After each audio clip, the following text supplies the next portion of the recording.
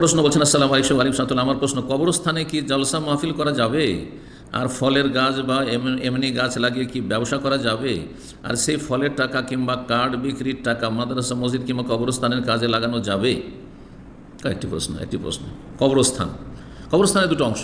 একটা কবরস্থানের অংশ যেখানে কবর অলরেডি হয়ে গেছে। যেখানে কবর হয়ে গেছে তার মানে যেমন কেউ জায়গা নিয়ে বাড়ি করেছে, তার কেউ জায়গা কিনে নিয়েছে, তো তার জায়গা, সেখানে আপনি কিছু করতে পারেন না। কার বাড়ি দখল করতে পারবেন না, মোটেই যায় না। ঠিক তেমনই কবর হয়ে গেছে, সেটি তার জায়গা, ওই মৃতের জায়গা হয়ে গেছে। সেখানে কোনো গাছপালা আবাদ করা না কবরের ওপর, অথবা কোনো কিছু চাষাবাদ করা, কোনো কিছু চলবে না। জি, অবস্থান করা, বসা ইত্যাদি কিছু চলবে না। কবরস্থানের ওপর দিয়ে মানুষ হাঁটাহাঁটি করছে বা বসে আছে আর জলসা মাহফিল হচ্ছে, এটাও যায় না, হারাম।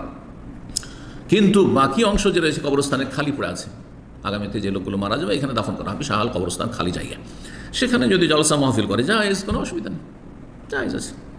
সমাজের গোরস্থান জায়েজ, অথবা যদি পারিবারিক গোরস্থান একজন মালিক হয় সেই গোরস্থানের, তাহলে তার কাছে অনুমতি পেলেই হলো। তার জমিতে কোনো কিছু করলে অনুমতি থাকলেই হলো, অসুবিধা নেই খালি জায়গায় মাহফিল করতে।